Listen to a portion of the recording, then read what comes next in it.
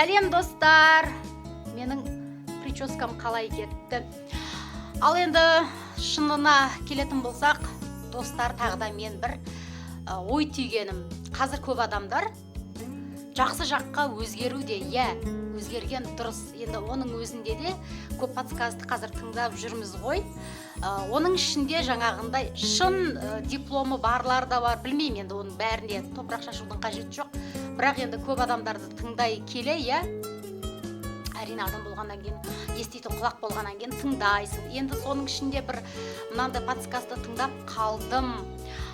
Жеке шекараны қорғау керек дейді. Жеке шекараны қорғау дегенді қазір көп адамдар қалай түсінеді? Менің өзімнің түсінгенім, жеке шекараға, яғни үлкен қамалды салып алып, ішінен құлттап алу керек деген сөзді бәлкім солай түсінетіндер бар шығар. Бірақ мен оған келіспей қалдым. Неге десеңіздер, жеке шекарамды қорғаймын деп өзің не істеп қаласың?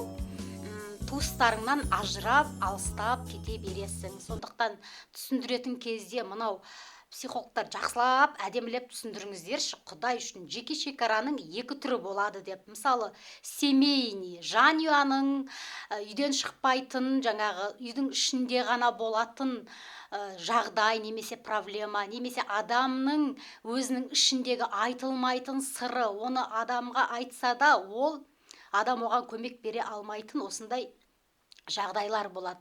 Әйтпесе адамдардың барлығы қазір не істеп жатыр? Жеке шекара деп айтқан кезде жаңағындай қарым-қатынасты орнатпай, және өзінің достарын жау санап, яғни бірдеңке бұрын енді қалайсың, не істеп атсың дегенде бәрін түсіндіріп айтып, сол кезде жанашырлық болады. Сол кезде бізде не болады?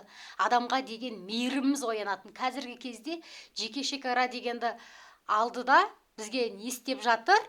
Яғни өзіңе қамал орнат дейді. Содан кейін не істе дейді? Ешкімге айтпа, ешкіммен бөліспе дейді. Неге? Жақсы болса бөліс, қуанышың көбейеді. Қуансаң, қуанышың көбейеді дейді.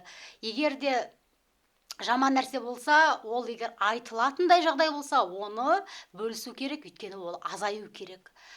Әрине, мен мынандай жағдайды айтып жатырмын. Жаман нәрсені тарату деген сөз емес, жалпы шекара жайында айтып жатырмын. Сондықтан шекараны көп адамдар қазір бәлкім мен сияқты түсініп қалған шығар. Бірақ мен сөзді жаңағындай зерттей келе, зерттеуші емеспін, бірақ сонда да дұрыстап мағынасын ойланып қарасам, оны өзімнің тәжірибеммен өткізіп көрсем, бұл жеке шекараны дұрыстап түсіндіріп жіберсеңіздер халыққа, психологтар ма, коучтар ма, мен ешкім емеспін, бірақ мен адамдардың сөйлеген сөзіне қарап, осындай тұжырымды жасап жатырмын. Жеке шекарамен мынау жеке адамның басындағыны шатастырып алмауын және оны дұрыстап жеткізуге сіздердің қолдарыңыздан келеді деп ойлаймын.